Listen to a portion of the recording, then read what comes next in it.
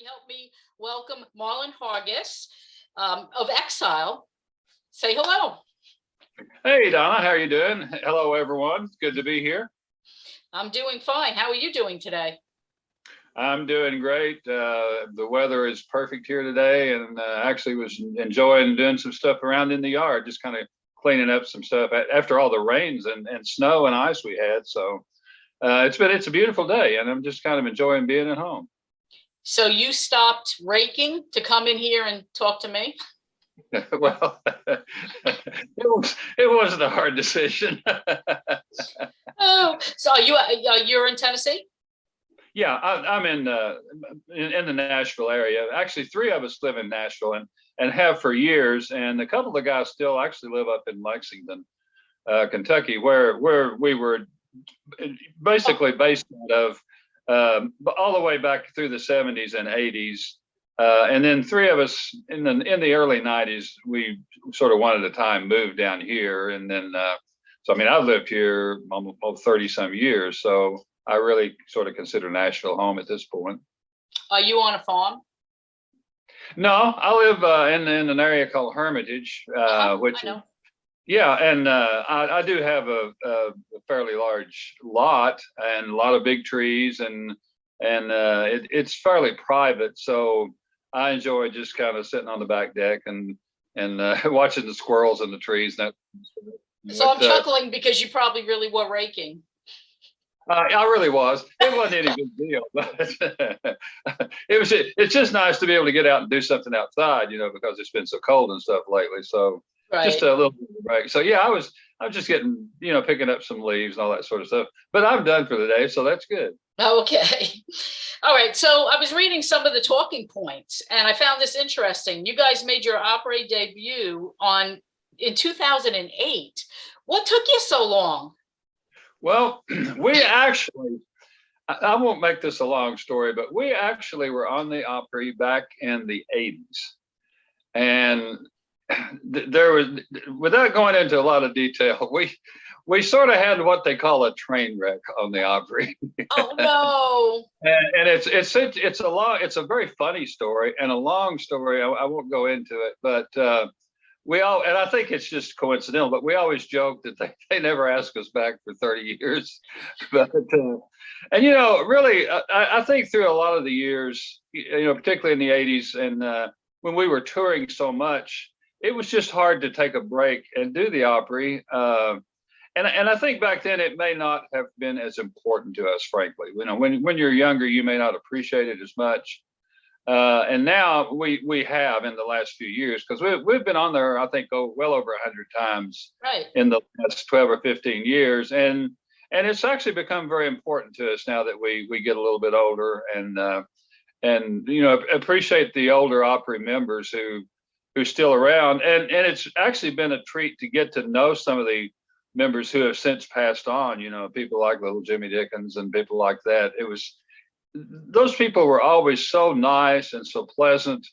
And it to me, I always thought it's a great lesson to younger artists is always be nice and appreciate your fans and your co-workers, because everyone at the Opry is like that. They're just nice people, and it is kind of a family in a way. Right. You say little Jimmy, and I'm thinking Porter too. Porter. Oh yeah. Now we didn't know. Porter was already gone when we started back. However, we knew him a little bit through the years, and from doing Hee Haw and stuff like that. And Porter and all those people, Grandpa Jones, even going back that far. Yeah.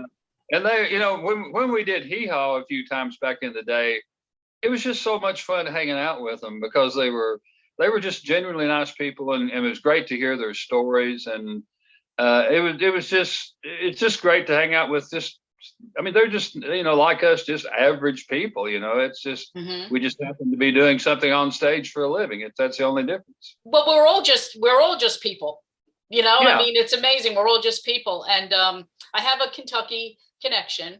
When I was 4 years old, my dad worked for American Airlines. And when I was 4, he took a promotion that brought us to Kentucky. And I lived there. We lived there as a family for 2 years. And then he got another promotion that moved us back to New York, and That's when they bought their 5-bedroom house on Long Island. Wow. Now, what years were you in Kentucky? Where did you live in Kentucky? In Lexington? No, I remember Louisville? I remember a place called Covington. Yeah, that's where actually the Cincinnati airport is in Kentucky Right. and in Covington. That's probably where he was based, was in the greater Cincinnati airport, which, as I say, is actually in northern Kentucky. So Right. And I do remember a Christmas and all the Christmas lights in Cincinnati. I remember him yeah, bringing us to Cincinnati for Christmas one year, and I thought it was beautiful. Might be where I'm also a country songwriter, so it might be where I get my my love of country music and also living in the country. You know, when you tell people you're from New York, they imagine that that you grew up on cement sidewalks. right, No, right, I grew sure. up on Long Island. We had a lot of sand, a lot of Uh-huh. beaches, and gravel roads. Yeah. Well, I have some friends that live in upstate New York, and they literally live out in the country. It's kind of in the middle of nowhere. So Mhm. again, it's just like you can't generalize about Kentucky or Tennessee. You can't really generalize about New York either. It's a very varied state. I lived on a dead end street, and at the dead end was the Brentwood Country Club. Really. So I spent summers hunting for golf balls. We would find Yeah. the golf balls, we'd clean them up, and we'd sell them back to the golfers. Yeah, that's a great way for kids to make money. Absolutely. It was very profitable.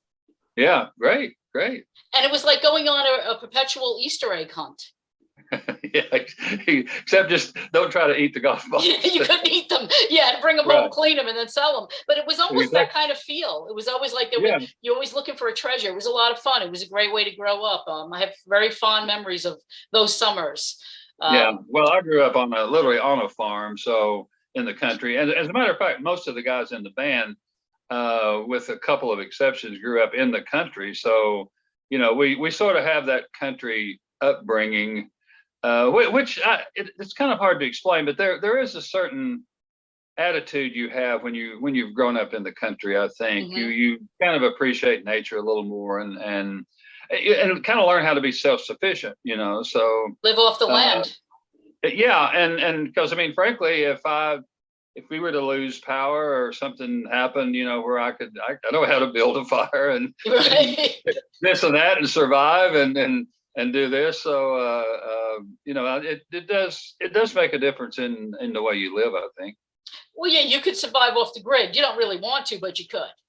Yeah, I don't want to. And frankly, having grown up on the farm, a lot of people say they'd like to go back and retire on a farm. I don't really want to, because farming actually it's not easy work. If you have a working farm, it's hard work. And I did a lot of hard work growing up. So at this point, I think maybe someplace where there's a couple of acres is fine. I really don't want to do any farming anymore. Yeah.